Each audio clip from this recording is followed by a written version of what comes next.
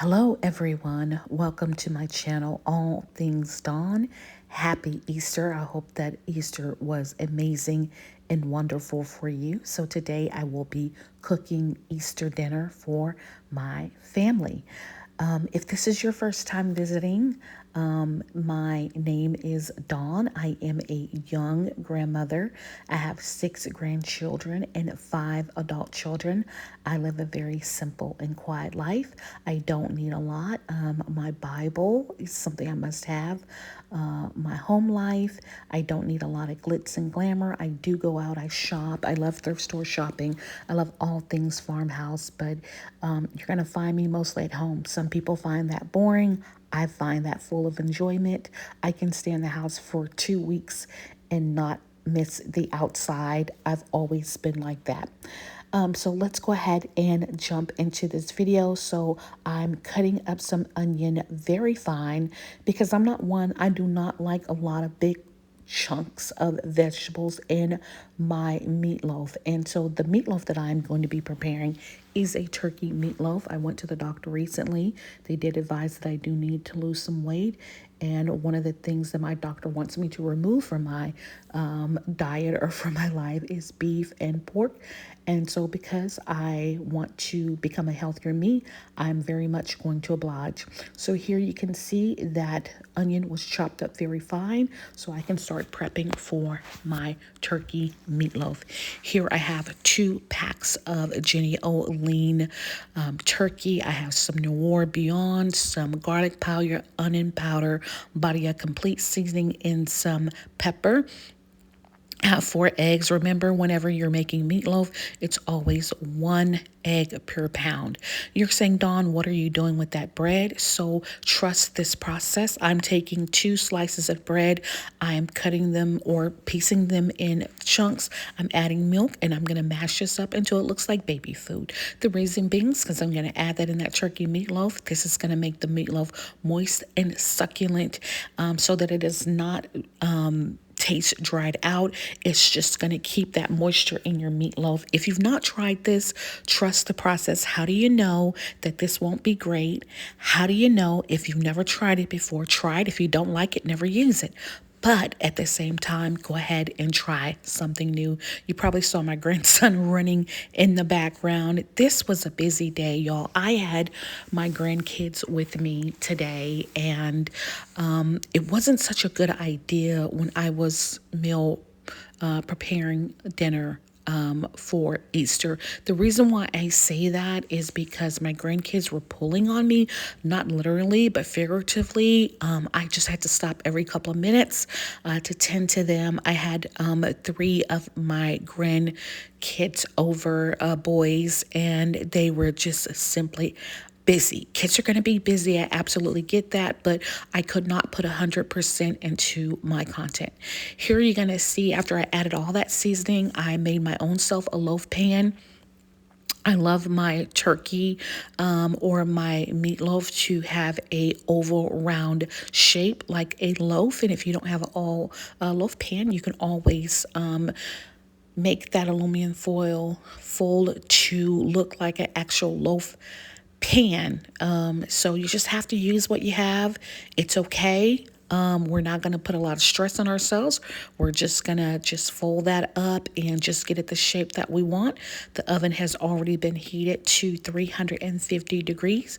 And so once I get this loaf the shape that I want it to be, it's going to go into the oven for about 40 to 45 minutes. And when I tell y'all this came out delicious, it was delicious. Here I'm going to get ready for my oven barbecue chicken. I have half a pack of wings and a half a pack of drums. I'm going to put some oil on it, just a little bit, and that's just so the seasoning can stick to the meat. Trust the process. You can use olive oil. You do not have to use vegetable oil. Use what's good for you. You can see me using these tongs because I do not want to touch the meat. I forgot to get a pack of gloves when I went to the store, and so I am just going to use those tongs. I am an equal opportunist when it comes to seasoning meat, meaning there's my grandson again, meaning that every piece of chicken has to have seasoning on it from the front to the back, to the back to the front. I don't like unseasoned food. I like to taste the flavor, but not too much, not too much, just enough. And so I'm going to move that chicken around just to make sure that I am seasoning every part of that chicken, making sure that I didn't miss anything. I'm going to hit it again with some adobo. I'm going to go ahead and sit this in the oven as well. Yeah, and I did use the rest of that onion and bell pepper. Even though you're saying, Dawn, well, you're making oven barbecue chicken. Yes, I am making oven barbecue chicken, but that bell pepper and onion does give the chicken an extra kick. Trust the process. You don't know until you try. And then also I use some chicken stock to keep that chicken from sticking at the bottom. Here, I'm going to go ahead and make my candied yams. So, y'all, I'm going to be very transparent. It's about to go down from here, meaning that I'm going to be able to finish these yams, but you're not going to see the rest of the items that I was able to cook and put together because the boys just needed me so much and I had to stop. And so I was like, let me get this dinner over with because I am just a little too busy.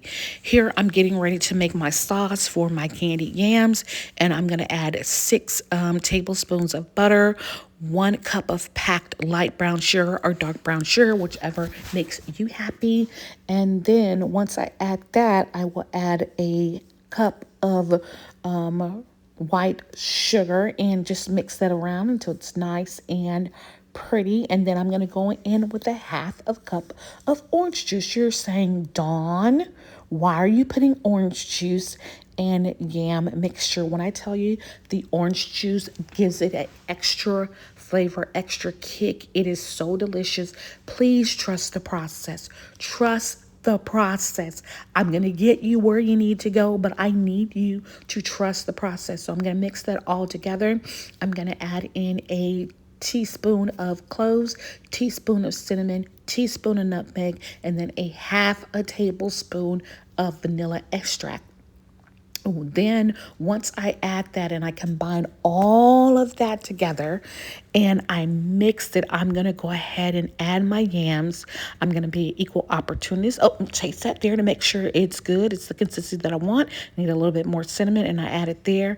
And so here I'm going to go ahead and add the yams, and then I'm going to coat the yams with that mixture to make sure that all the yams get everything they absolutely need.